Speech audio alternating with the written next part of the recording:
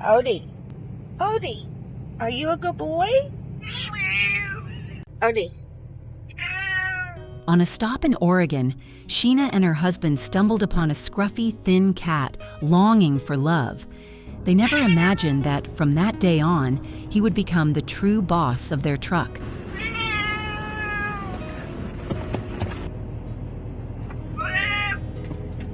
Sheena and her husband had spent years driving across the country. She worked the night shifts behind the wheel, while he took over during the day. One trip through Oregon turned out differently than all the others.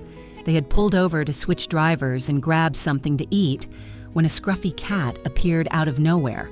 The little cat walked straight toward her husband, and even though Sheena had always been the animal lover, she didn't want to push the idea of taking him in.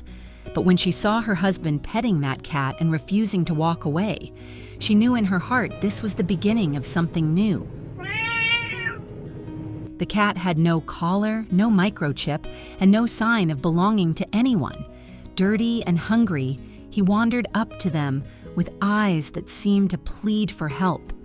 Out on the road, there were no houses nearby, which made them think he might have once ridden with another trucker and had somehow been left behind. Whatever his past, he looked as though he had been waiting for someone to give him a chance. That is not very nice. Go over there. At first, Sheena thought the plan would be simple. They would take him in, get him neutered and vaccinated, and then find him a permanent home. After all, they had never lived with a cat inside their truck before.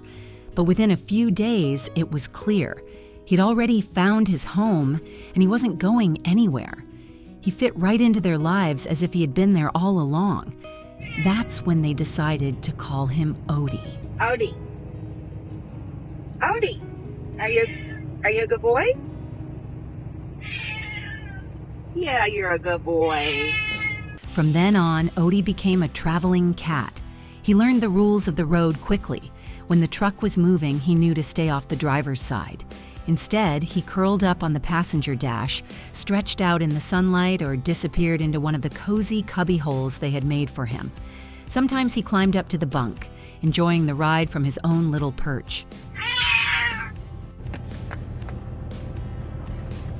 Some people said cats should live outdoors to run and explore. But Sheena knew better. Odie was happy where he was.